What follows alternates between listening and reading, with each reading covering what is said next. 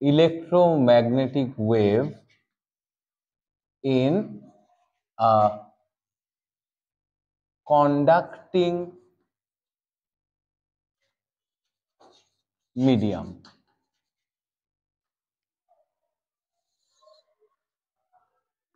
ঠিক আছে, বেশ। কন্ডাক্টিং মিডিয়াম মানে কি? যে মিডিয়াম তড়িৎ পরিবহন করতে পারে। তার মানে হচ্ছে তড়িৎ পরিবহন কারা করে? নিশ্চয়ই ইলেকট্রন। সোজা কথা, মুক্ত ইলেকট্রন। তাহলে মাধ্যমে মুক্ত ইলেকট্রন থাকতে হবে। যাদের মুক্ত ইলেকট্রনের সংখ্যা অনেক, তারাই হচ্ছে কন্ডাক্টিং মিডিয়াম। ঠিক আছে, এইটা বের করার আগে আমাদের কতগুলো অ্যাজাম্পশনস নিতে হবে। ঠিক আছে, সেই অ্যাজাম্পশনস গুলো হলো,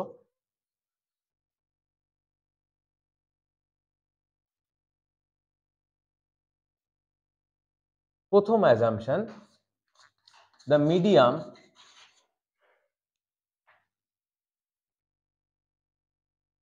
is linear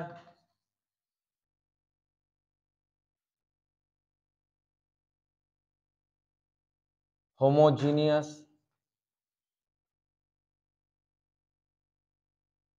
and isotropic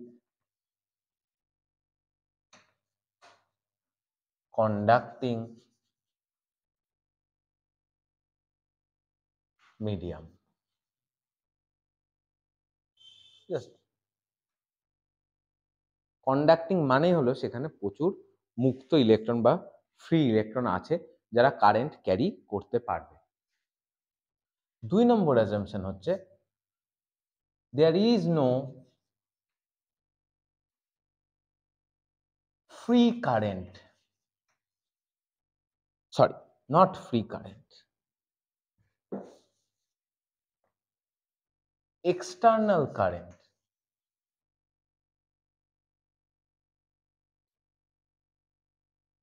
in the medium. মানে কি? তার মানে মিডিয়াম কোনো কারেন্ট সোর্সের সঙ্গে যুক্ত নয়, কোনো ব্যাটারি বা কোনো কিছুর সঙ্গে যুক্ত নয়। তাই জন্য আমি বললাম এর ভিতরে কোনো এক্সটার্নাল কারেন্ট নেই। বোঝা গেল?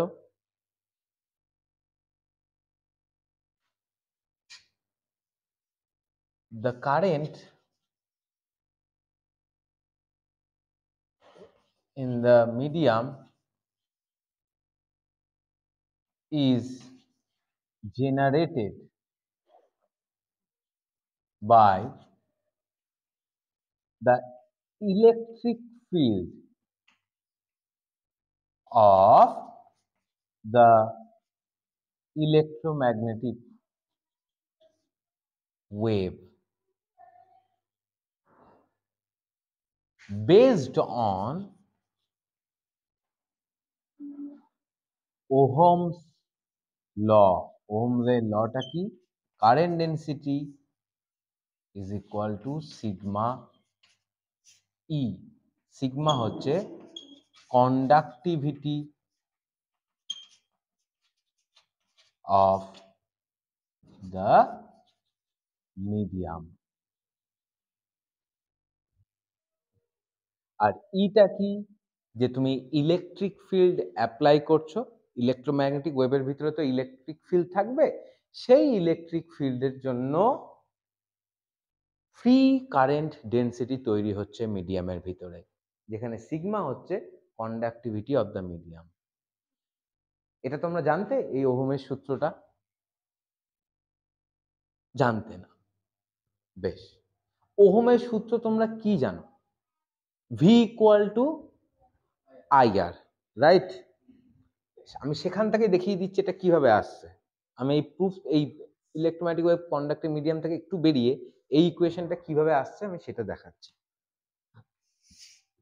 ধরো এটা একটা তার,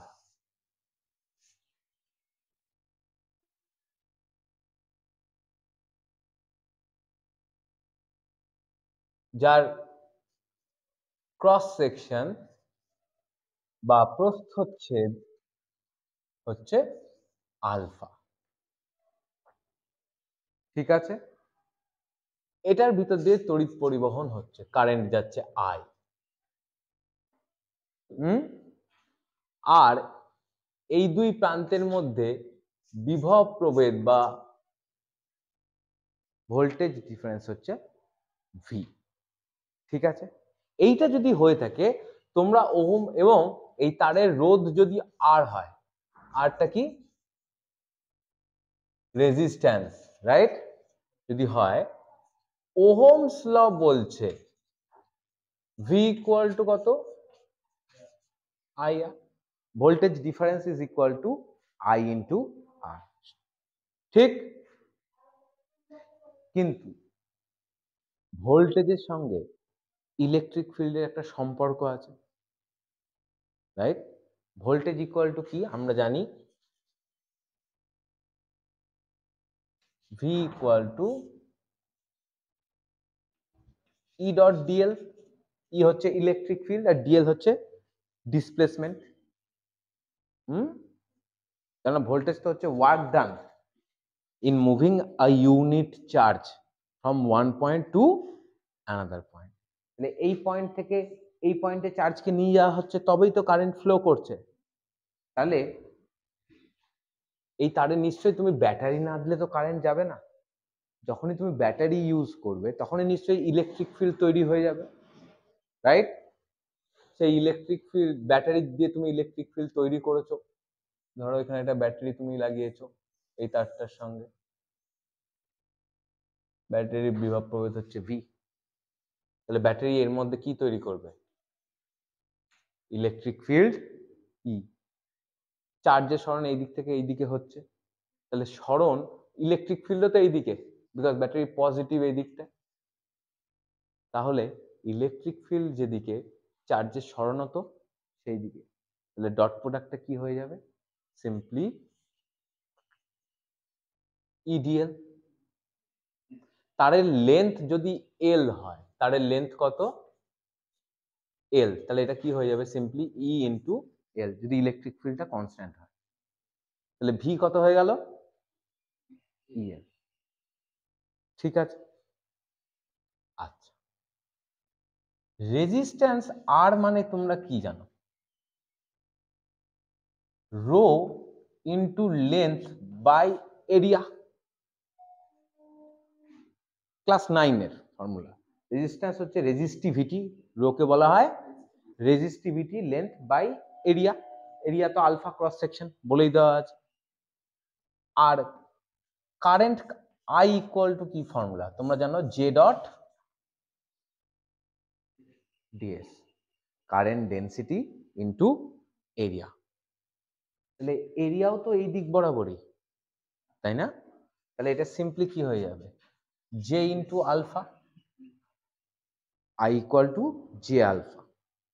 সবই যেহেতু একই লিনিয়ার, তাই এখানে ডট প্রোডাক্ট হয়ে যাচ্ছে।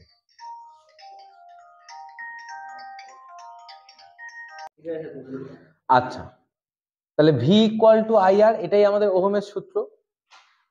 V equal to electric field into তারের length, R equal to rho into L by alpha, আর current equal to current density into area. ঠিক, তাহলে এই সব কটা বসিয়ে দিই। ভি হচ্ছে ই ইন্টু এল, আই হচ্ছে জে আলফা, আর হচ্ছে রো এল বাই আলফা। তাহলে আলফা আলফা কেটে গেল, এল এল কেটে গেল, ই ইকুয়াল টু হচ্ছে জে, সরি এটা rho, rho into L by alpha. তাহলে ই হচ্ছে জে ইন্টু রো। ঠিক আছে, তাহলে জে কত, 1 বাই রো ই। রোটা কি, রেজিস্টিভিটি, 1 বাই রো হচ্ছে কন্ডাক্টিভিটি, 1 বাই রো হচ্ছে কন্ডাক্টিভিটি। দিস ইজ কন্ডাক্টিভিটি, আর রো হচ্ছে রেজিস্টিভিটি। এবার যেহেতু এবার জাস্ট ভেক্টর ফর্ম ইউজ করলে J equal to sigma, okay, বেশ।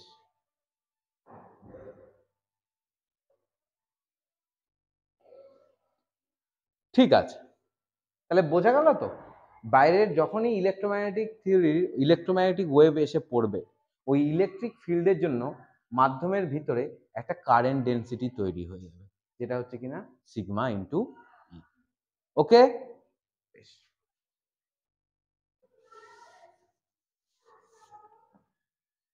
3 নম্বর অ্যাজাম্পশন হচ্ছে there is no external charge in the medium.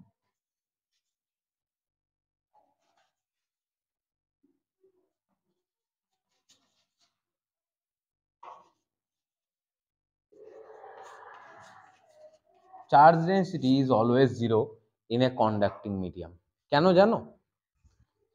Even if there is charge,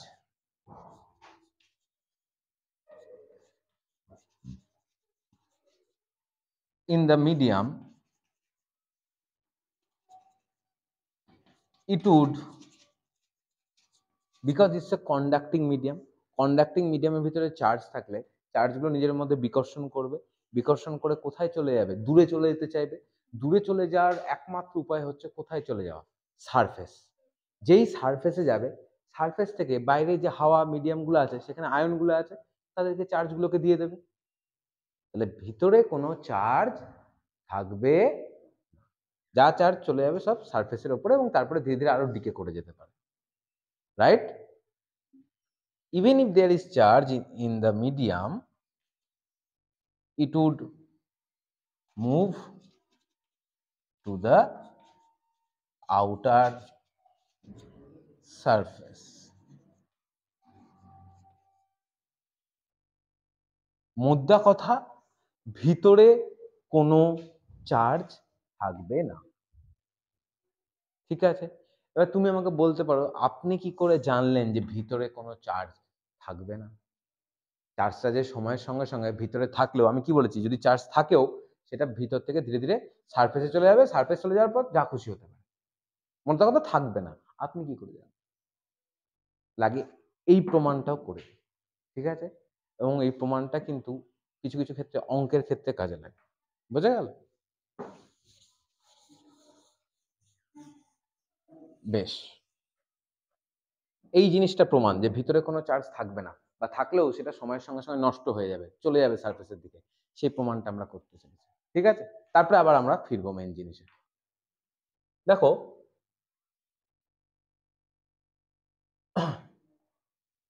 Coulomb's law কি বলছে?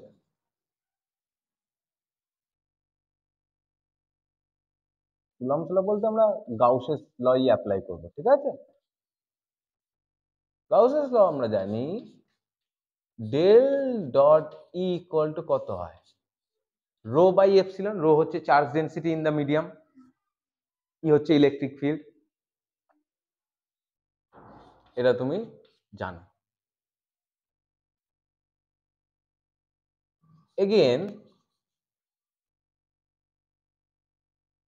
J equal to sigma E. J মানে হচ্ছে কি? J মানে কি? Current density. সিগমা কি? Conductivity of the medium. আর ই কি? Electric field.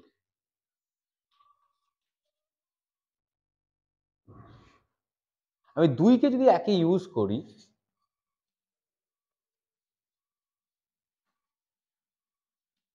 তাহলে এটা হয়ে যাবে del dot J by sigma equal to rho by epsilon 0। Okay, but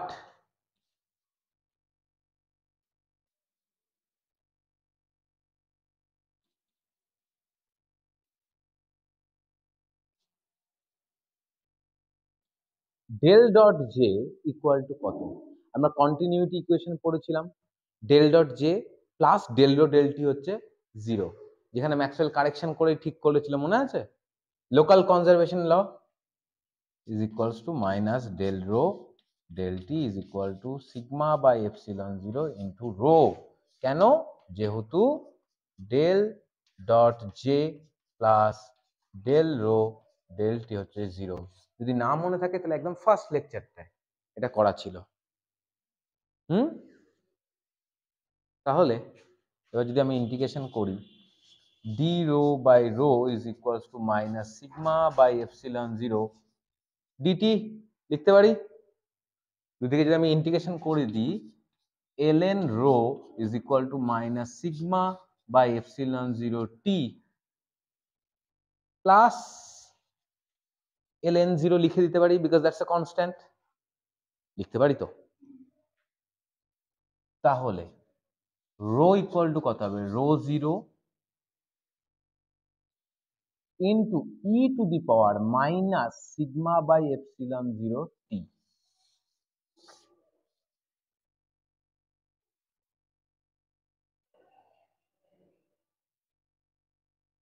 right? তার মানে রো 0 যদি ইনিশিয়াল চার্জ ডেনসিটি হয়, টাইম যত বাড়বে, এটা এক্সপোনেনশিয়ালি মাইনাস আছে, তার মানে এক্সপোনেনশিয়ালি ডিকেইং ফ্যাক্টর, টাইম যত বাড়বে চার্জ ডেনসিটিটা কি হবে, কমতে থাকবে। এবং যখন T equal to infinite then the charge density is 0। But ultimately যদি সিগমা খুব বেশি হয়, সিগমা মানে কি কন্ডাক্টিভিটি, মাধ্যম যদি খুব ভালো তড়িৎ পরিবহন করে, সোনা প্ল্যাটিনাম এই জাতীয় জিনিসপত্র যদি থাকে, তাহলে এই ফ্যাক্টরটা খুব বড় হবে, তখন চার্জটা আরো তাড়াতাড়ি কমে যাবে, মনে থাকবে। এবং টাও, টাও মানে হচ্ছে epsilon 0 by sigma is called, এই যে জিনিসটা কল্ড টাইম কনস্ট্যান্ট। সেই এলসিআর এ যেমন তোমরা যেমন পড়েছিলে না, এটা টাইম ফ্যাক্টর থাকে টি বাই টাও, তাহলে টাও দেখো epsilon 0 by sigma minus T by tau আমরা করে নিয়েছি। তাহলে এই প্রমাণটাও যদি আসে, তোমাদের করা থাকলো যে কন্ডাক্টিং মিডিয়ামের ভিতরে কোনো চার্জ থাকে না, আলটিমেটলি চার্জটা ধীরে ধীরে ধীরে ধীরে ডিকে করতে শুরু করে দেয়। Is it okay? বেশ, ঠিক আছে। অ্যাজাম্পশনস কটা clear? And third assumption, second অ্যাজাম্পশনে সেকেন্ডে এটাও প্রমাণ করা থাকলো, থার্ডটারও প্রমাণ করা থাকলো। বেশ, তাহলে আমরা মূল ডিসকাশনে ফিরে যাই।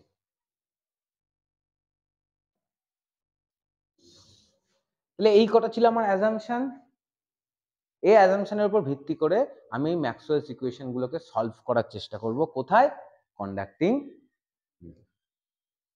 নাও the Maxwell's equations in conducting medium are given by, দেখো প্রথমটা কি ছিল, del dot D, right, equal to কত ছিল, রো এফ। এটা ছিল কি প্রথম ইকুয়েশনটা? বেশ, ডেল ডট ডি যদি রো এফ হয়, রো এফ কত থার্ড অ্যাসাম্পশন থেকে, 0, তাহলে আমি রো এফ লিখতেই যাব না আর, সো ডেল ডট ডি হচ্ছে 0। সেকেন্ড ইকুয়েশন ছিল, আচ্ছা ডেল ডট ডি যদি 0 হয়, ডেল ডট ডি যদি 0 হয়, তাহলে ডেল ডট ই কত, 0। ডেল ডট এইচ চিরকাল 0, কিচ্ছু করার নেই, ঠিক আছে। কেন কন্ডাক্টিং মিডিয়াম পর্যন্ত এসে যদি del dot H equal to 0 কেন জানতে হয়, তাহলে জলে ডুব দেওয়া উচিত। থার্ড ইকুয়েশন ছিল curl D equal to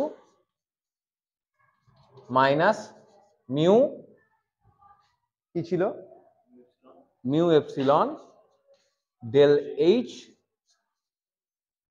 del T, right.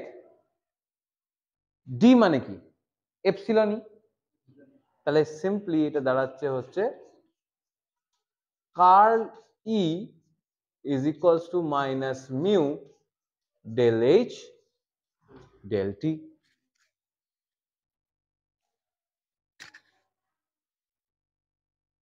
চার নম্বর ইকুয়েশন, কি ছিল? Curl H equal to J F plus del D del T. J F কত এখন? Sigma E. আর ডি মানে কি? Epsilon E. তাহলে এটা বলতে পারি এপসিলন ডেল ই ডেল টি।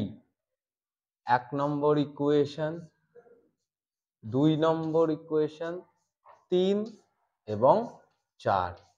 এই 4টি ইকুয়েশনের উপর বেস করে এবার আমরা যা খুশি করব।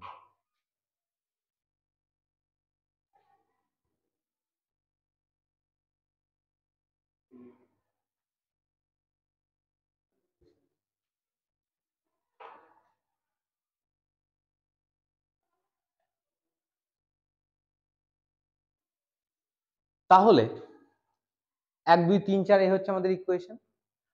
গতবারের মতো এবারও আমরা দেখব ই আর এইচ ওয়েভ ইকুয়েশন স্যাটিসফাই করে কিনা।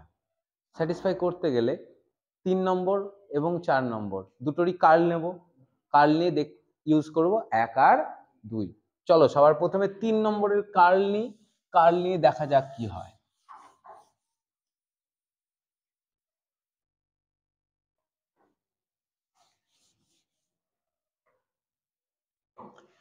Let us take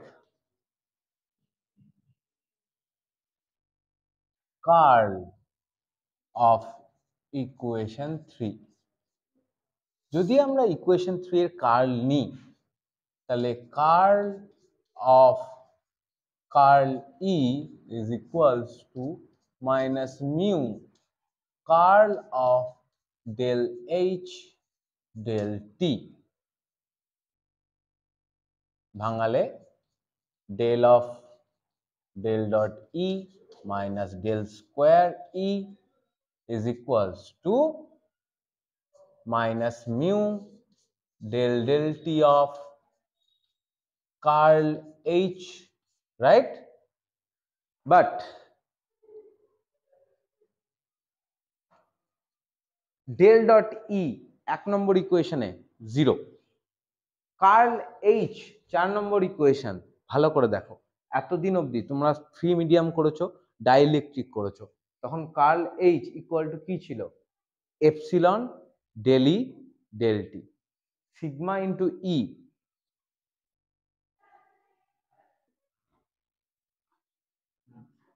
তাহলে আগে কিন্তু কার্ল এইচ ইকুয়াল টু চিরকাল এপসিলন ডেল ই ডেল টি এই টার্মটা থাকতো। এখন কিন্তু এক্সট্রা সিগমা ই এই টার্মটা চলে এসেছে। যদি আসে তাহলে এখন এই টার্মটা 0 বাই ইকুয়েশন 1। বেশ, তাহলে এটা যদি 0 হয় পড়ে থাকবে minus grad square E is equals to minus mu del del T curl H মানে sigma E plus epsilon del E del T. দুদিকেই মাইনাস আছে, মাইনাস মাইনাস কেটে দিলাম, তাহলে grad square E is equals to mu sigma del E del T plus mu epsilon del 2 E del T 2। তোমরা যদি ভালো করে লক্ষ্য করো এই ইকুয়েশনটার দিকে তাকাও, এতদিন অবধি বাঁ দিকেরটা ইকুয়াল টু ডান দিকের সেকেন্ড টার্মটা ছিল, রাইট? এই টার্মটা কি থাকতো না? এই টার্মটা কিন্তু এক্সট্রা টার্ম এলো। ওয়েভ ইকুয়েশনের মতোই দেখতে লাগছে, সামান্য একটু ডিফারেন্স আছে। ক্লিয়ার?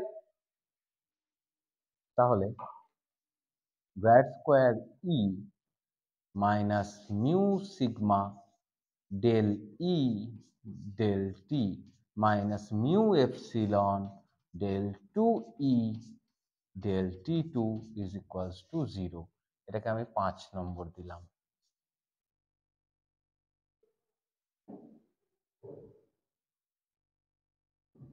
ঠিক আছে, তাহলে দেখো এই টার্মটা কি জন্য আসছে? সিগমা। কি জন্য আসছে? সিগমা। সিগমা যদি 0 হয়, মিডিয়ামটা যদি কন্ডাক্টিং না হয়, তাহলে সিগমা কত হয়ে যাবে? 0। তখন এই টার্মটা থাকবে না, কিন্তু এইটা আর এটা থাকবে। তাহলে এই টার্মটার উৎপত্তির কারণ কি? Because we are in a conducting medium. This is the reason we are here. তুমি যদি এবার কার্ল নাও 4 নম্বর ইকুয়েশনের, তুমি দেখতে পাবে এইচও সেম টাইপের ইকুয়েশন স্যাটিসফাই করছে। দেখা যাক। বেশ, ঠিক আছে, এখানে দেখো, let us take curl of equation 4। Equation 4 এর যদি আমরা কার্ল নিই, তাহলে বাঁ দিকটা কি? Curl of h is equals to sigma curl E plus epsilon, একবারে লিখে দিচ্ছি, del del T of curl E, তাই না? কার্ল অফ এইচ ভাঙাও, del dot H minus grad square H is equals to curl E. Curl E মানে 3 নম্বর equation কি বলছে? Minus mu sigma del H del T, right? আবার curl E যদি বসাই, তাহলে minus mu epsilon del 2H del T2।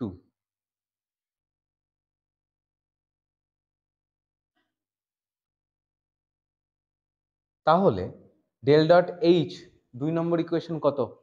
0। তাহলে এই টার্মটা থাকবে না। তাহলে এটা মাইনাস, এটা মাইনাস, এটা মাইনাস, কেটে বেরিয়ে গেল।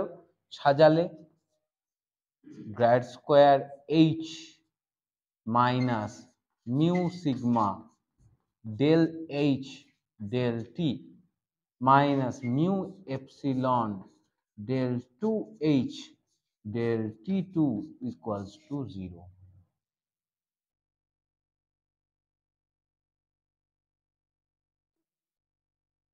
তাহলে this is equation 6।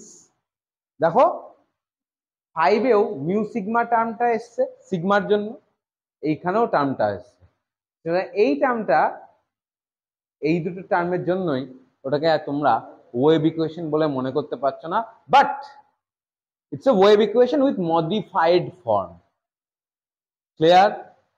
It's a wave equation but in modified form.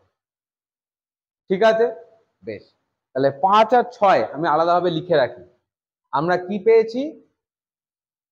Grade square E minus mu sigma del 2E, sorry, del E del T minus mu epsilon del 2E del T2 equals to 0, which is equation 5, and grad square H minus mu sigma del H del T minus mu epsilon del 2H del T2 equals to 0. This is 6.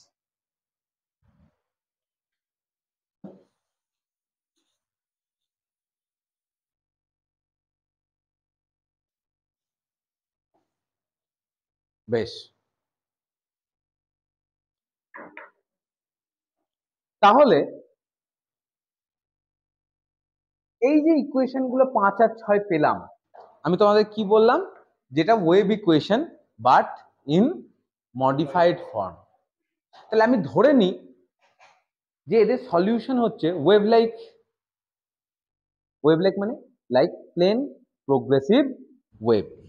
Plane progressive ওয়েভের solution আমরা কি করেছিলাম? E equal to E0 e to the power j k dot r minus omega t, right? তাহলে আমি ওইটা ধরে কাজ করি, দিয়ে দেখা যাক কি হয়।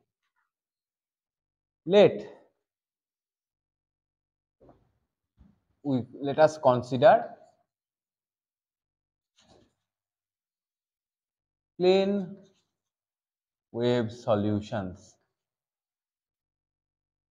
কি না, E equals to E0 which is the amplitude e to the power j k dot r minus omega t, R h হচ্ছে h0 e to the power j k dot r minus omega।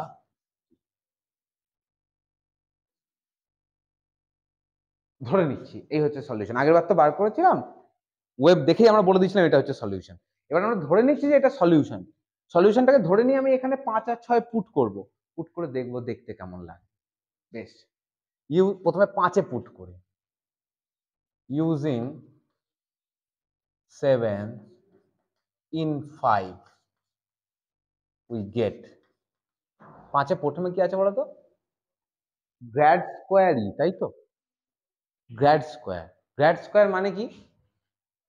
del 2 del x2 plus del 2 del y2 এইরকম, তাই তো? আচ্ছা, তাহলে একটা কথা বলো তো, del e del x সমান কত?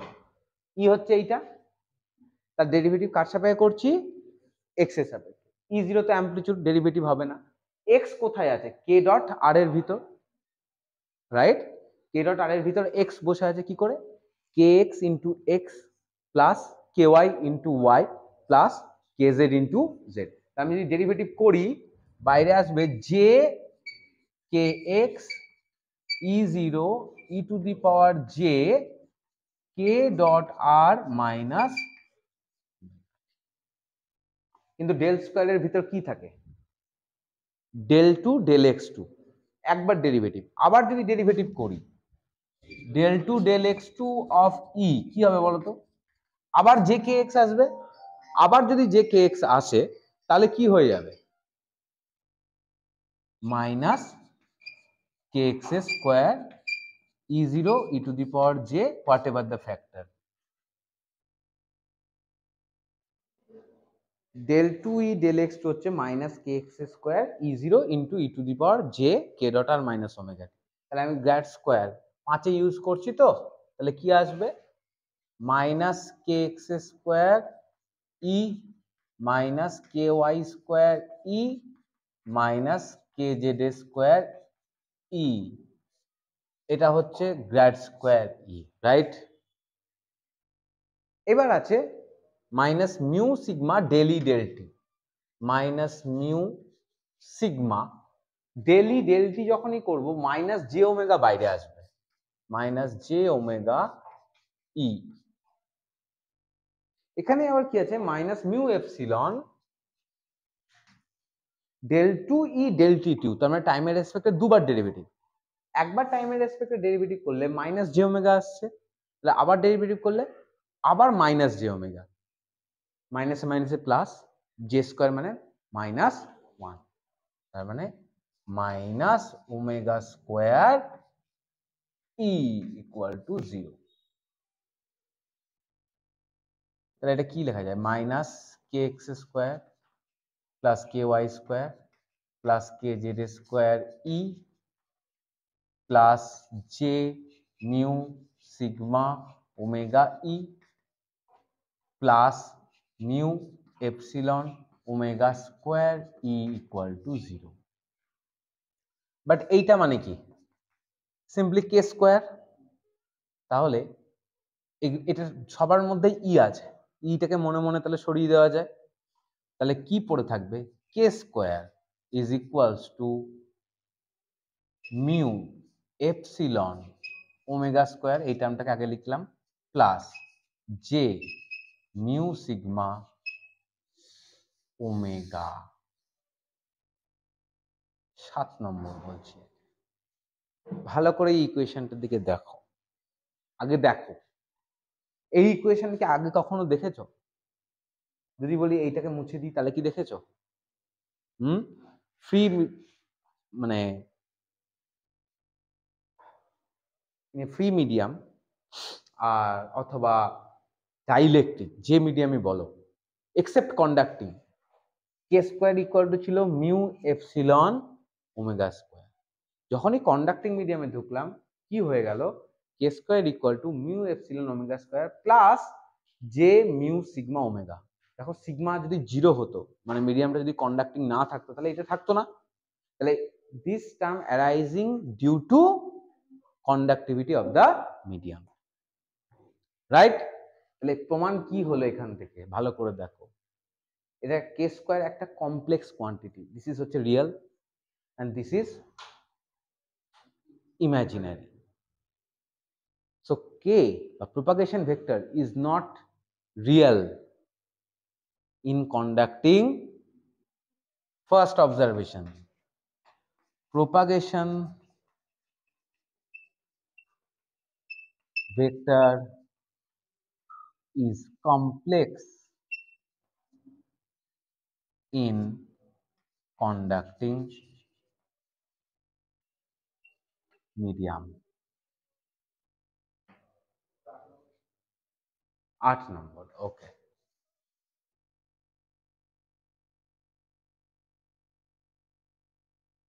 ঠিক আছে। সিমিলারলি তোমার যদি মনে হয় h পুট করবে 6 এ, তাহলেও একই জিনিস পাবে, কে স্কোয়ারটা হবে mu epsilon omega square plus J mu sigma omega. বোঝা গেল? তার মানে কে আর রিয়েল নয়। কেটা কত?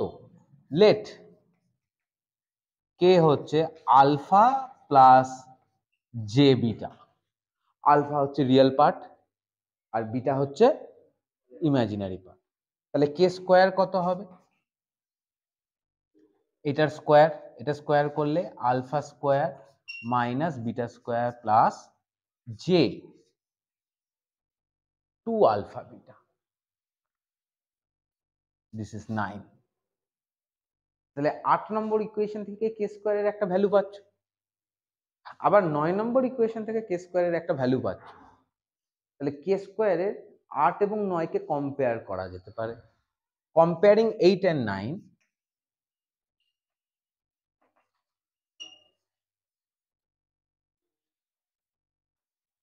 কি পাচ্ছ? Alpha square minus beta square হচ্ছে মিউ এপসিলন ওমেগা স্কোয়ার, আর 2 alpha beta is equals to mu sigma omega.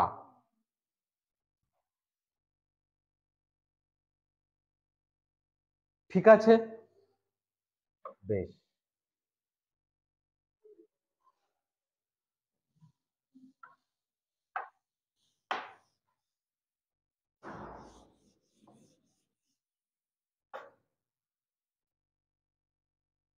Solve যদি আমরা করে ফেলি, সলভিং দেম উই গেট, এটা বাড়িতে এমনি সলভ করতে পারো, but you have to remember, কারণ পরীক্ষা হলে অঙ্ক করার সময় তাড়াতাড়ি করতে হবে। ঠিক আছে, যদি সলভ করো আলফা হচ্ছে omega root over mu epsilon by 2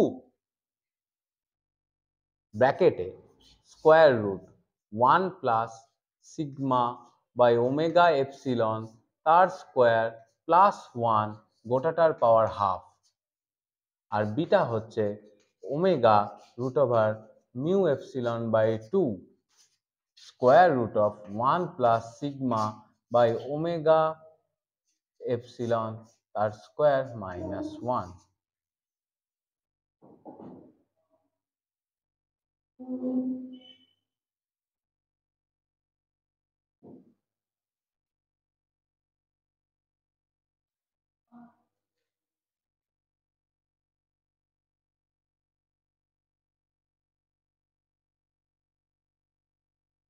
ঠিক আছে,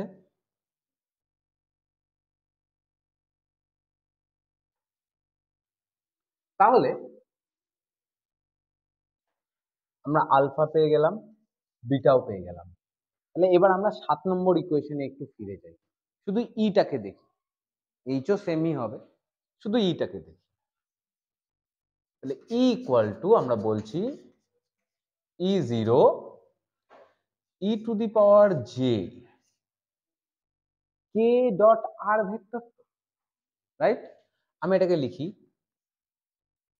কে into K cap dot R vector minus omega T. যে কোনো ভেক্টরকে আমি কে ভেক্টর ইকুয়াল টু কি লিখলাম, কে ইন্টু কে ক্যাপ। যে কোনো ভেক্টরকে তার মান এবং একটা ইউনিট ভেক্টর দিয়ে লেখা যায়। তাহলে কে ক্যাপ কি? K cap is a unit vector along the direction of propagation of wave. বেশ, থাকে। কিন্তু ভালো করে লক্ষ্য কর, কে মানে কত? Alpha plus J beta K cap dot R minus omega. বাইরে একটা জে আছে, ভিতরে দেখ আবার জে বিটা আছে। তাহলে এই টার্মটা যখন জে এর সঙ্গে গুণ হবে, জে জে মিলে কি তৈরি হবে? Minus one.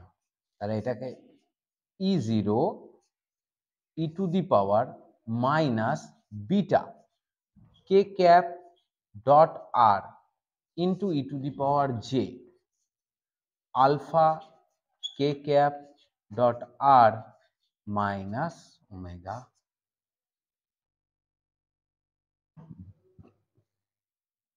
ঠিক আছে? So this is E. এই পার্টটা কি বোঝাচ্ছে? that this is a propagating wave. Exponential এটার মধ্যে সাইন ঢুকে আছে, কস ঢুকে আছে, so it's a propagating wave. But এই যে টার্মটা সামনে এলো, এই টার্মটা কি বোঝাচ্ছে? The amplitude is decaying exponentially. আর মানে ডিস্টেন্স, রাইট? আর মানে ডিস্টেন্স। ওয়েভ যত মিডিয়ামে ঢুকবে তত আর বাড়বে, ডিস্টেন্সটা বাড়বে, তত অ্যামপ্লিটিউড কি হবে? ডিকে করে যাবে, রাইট? ই টু দি পাওয়ার এত, আর যত বাড়বে ই টু দি পাওয়ার এই জিনিসটা কি হবে? বাড়বে। এটা মাইনাস আছে, তার মানে কি হয়ে যাবে? কমে যাবে। তো the amplitude is decaying exponentially. Similarly h ও তুমি পাবে h0 e to the power minus beta k cap dot r e to the power j alpha k cap dot r minus omega t. So these are the solutions of electric field and magnetic field in a conducting medium. বোঝা গেল না বোঝা যায়নি? এতে কি সিদ্ধান্ত এলাম? এই সিদ্ধান্তে এলাম যে মাধ্যমটা যদি কন্ডাক্টিং হয়, মানে মাধ্যমে যদি প্রচুর ফ্রি ইলেকট্রন থাকে, তাহলে মাধ্যমের ভিতর ইলেকট্রিক ফিল্ড এবং ম্যাগনেটিক ফিল্ড যত প্রবেশ করবে তত তাদের অ্যামপ্লিটিউড ধীরে ধীরে কমতে হবে। তার মানে কি, কিছু দূর যাওয়ার পরে অ্যামপ্লিটিউডটা আর থাকবে না। তার মানে ইলেকট্রোম্যাগনেটিক ওয়েভ কন্ডাক্টিং মিডিয়ামের ভিতর দিয়ে গেলে সেই ইলেকট্রোম্যাগনেটিক ওয়েভের শক্তি নষ্ট হয়ে যায়। বোঝা যাচ্ছে? এবার তুমি যদি ভাবো শক্তি কেন নষ্ট হবে, শক্তিকে তো আমরা সৃষ্টিও করতে পারি না, শক্তিকে ধ্বংসও করতে পারি না, তাহলে শক্তিটা যাচ্ছে কোথায়? অ্যামপ্লিটিউড কমছে মানে শক্তি তো কমছে, শক্তিটা যাচ্ছে কোথায়? প্রথমেই কি পেয়েছো? কন্ডাক্টিং মিডিয়ামে ওহমের সূত্র জে ইকুয়াল টু কি? সিগমা ইনটু ই, ঠিক? তাহলে ইলেকট্রোম্যাগনেটিক ওয়েভ যখনই মিডিয়ামে ঢুকছে, এই ইলেকট্রিক ফিল্ডের জন্য কি তৈরি হচ্ছে? Current density. তার মানে কি, মিডিয়ামে কি তৈরি হচ্ছে? কারেন্ট। কারেন্ট যখনই কোনো একটা মাধ্যমের মধ্যে দিয়ে যায়, মাধ্যমে যদি সামান্যতম রেজিস্ট্যান্স থাকে, তাহলে প্রতি মুহূর্তে আই স্কোয়ার আর পরিমাণ এনার্জি লস হয়, একে বলে জুল হিটিং। তারের মধ্যে দিয়ে কারেন্ট গেলে বা যে কোনো কন্ডাক্টিং মিডিয়ামে কারেন্ট গেলে হিট তৈরি হবে, মিডিয়ামটা গরম হবে, তুমি মোবাইল চার্জ করো, তোমার মোবাইলও গরম হয়। তুমি যে কোনো জিনিস, ফ্যান চালাও, টিউব চালাও, লাইট চালাও, কিছুক্ষণ পরে গরম হবেই, because of Joule heating. Joule heating যদি হয়, শক্তি লস হচ্ছে, তাই জন্য ইলেকট্রোম্যাগনেটিক ওয়েভ কন্ডাক্টিং মিডিয়ামে কি হয়ে যায়, ধীরে ধীরে ডিকে করে যায়। বোঝা গেছে? বেশ। এইখান থেকে একটা জিনিস আসে, যার নাম হচ্ছে skin depth.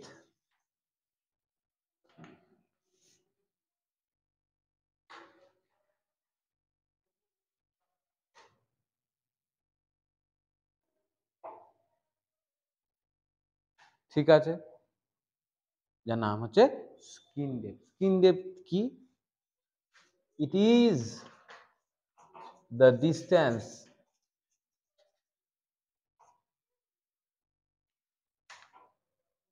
through which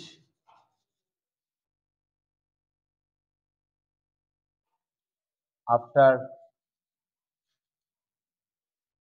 moving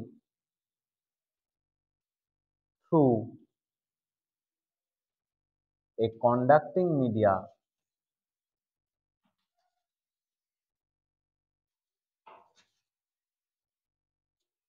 the amplitude of electric and magnetic field decays to 1 by E times the amplitude before entering the medium.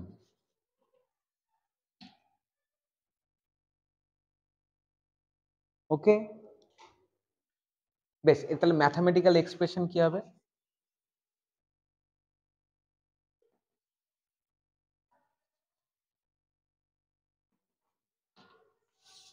মনে রাখবে, স্কিন ডেপথকে ডেল্টা দিয়ে প্রকাশ করা হয়। তাহলে ধরো এই দিকটা হচ্ছে জেড অ্যাক্সিস, এই দিকটা হচ্ছে পজিটিভ জেড অ্যাক্সিস, এটা হচ্ছে বাউন্ডারি,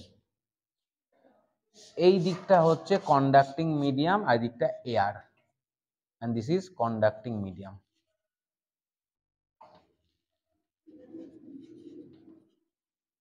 ইলেকট্রোম্যাগনেটিক ওয়েভটা এই দিকে প্রপাগেট করছে। ইলেকট্রোম্যাগনেটিক ওয়েভ কোন দিকে প্রপাগেট করছে? পজিটিভ জেড অ্যাক্সিস বরাবর। তাহলে কে ক্যাপ মানে কত? Simply Z cap, right? K cap মানে কি? কে ক্যাপ মানে হচ্ছে প্রপাগেশন ভেক্টরের direction, which is Z cap, a unit vector along the z axis. বেশ, তাহলে সিম্পলি যখন ও মিডিয়ামের এই বাউন্ডারিতে আছে, তখন অ্যামপ্লিচিউডের তো কোনো পরিবর্তন হবে না। তাহলে অ্যামপ্লিচিউড কত হবে? E0, তাই তো? অ্যাট বাউন্ডারি এইখানটায় যেখানে জেড হচ্ছে 0, সেখানে অ্যামপ্লিচিউড হচ্ছে E0। আর যখনই এর ভিতরে প্রবেশ শুরু করবে, তখন অ্যামপ্লিচিউডটা কি হয়ে যাবে?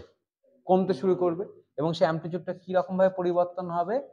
E0 e to the power minus beta K cap dot R cap. K cap মানে কি? জেড ক্যাপ, আর আর ক্যাপ মানে কি? X, right? তাহলে শুধু কি পড়ে থাকবে?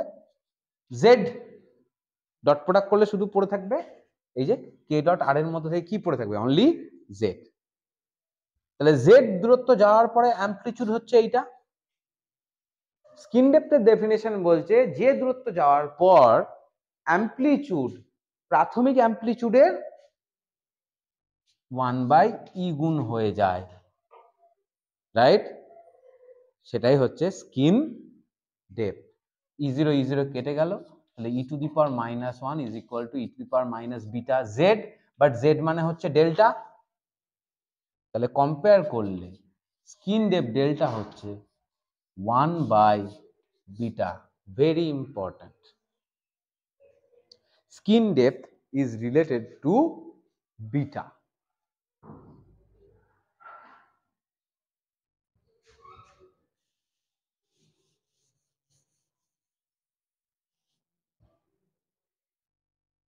যদি if the medium is highly conducting,